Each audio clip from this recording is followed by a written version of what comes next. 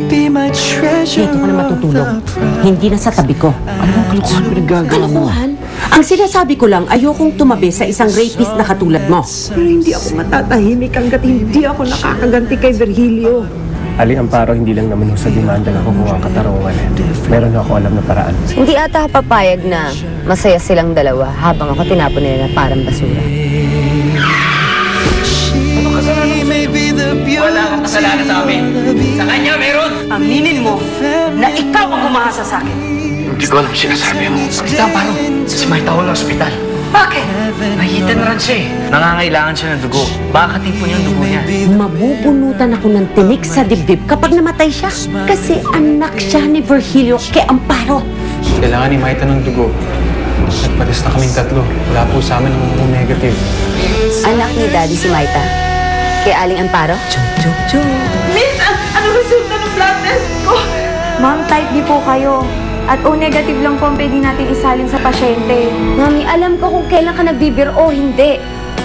Kapatid ko ba si Maita? May nag-donate na po ng dugo sa pasyente at magkatipo po sila ng dugo. Sino nag-donate na? Ako ang taong tinutukoy niya. Salamat at dininig din ang Diyos ang panalangin.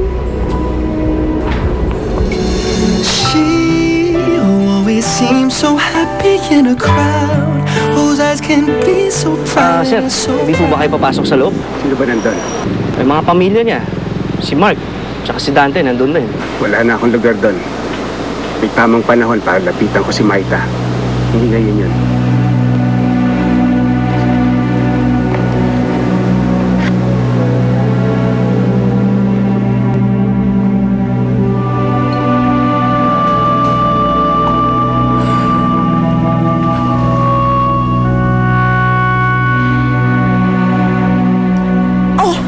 Sa wakas, dumating ka rin. Saan ka nang galing, ha? Bakit naka-off yung cellphone mo? May inasikaso lang ako sa bakahan. Pwede pa. Tama na yung bakahan na yan.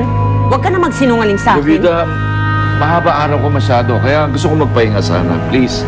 Pwede ba pagkausap kita, huwag kang aalis sa harap ko. Huwag kang tatalikod. Gavida, nakikiusap ako sa'yo. Gusto ko magpahinga. Papahinga, sabihin mo sa akin kung saan ka nang galing.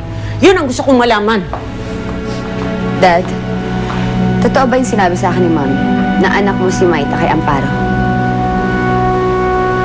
Sinabi mo? Dad, gusto kong malaman sa'yo ang totoo. Oo. Anak ko si Maita. Anak ko siya sa isang kasalanan na gawa ko. Kaya magkapatid kayo. Hindi ko kapatid si Maita. At kahit na kailan, hindi ko siya ituturing na kadugo. Dorcas! Dorcas!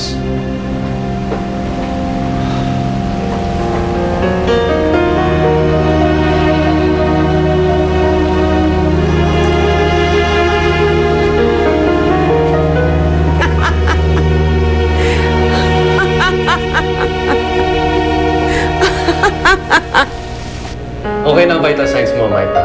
Kailangan mo na lang magpahinga ng konti and then pwede na kitang i-discharge. Salamat po.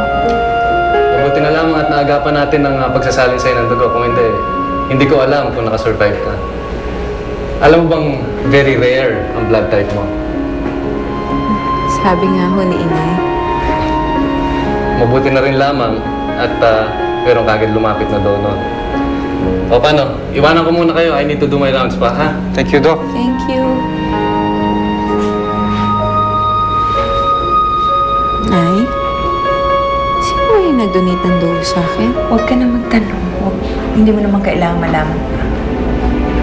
Nay naman.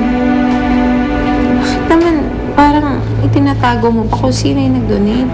Sino nga ang nagbigay ng dugo? Si Tito Virgilio ang nag-donate.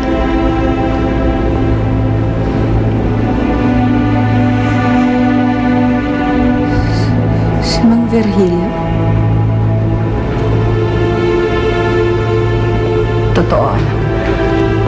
Magkadugo kayo ng hayop na yan.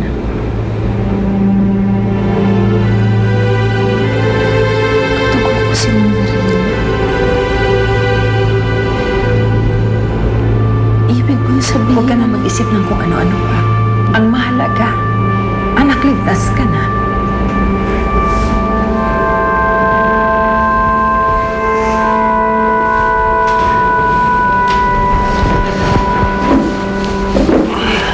kailangan magpahinga para makalabas ka na rito. Okay? So happy na ligtas ka na.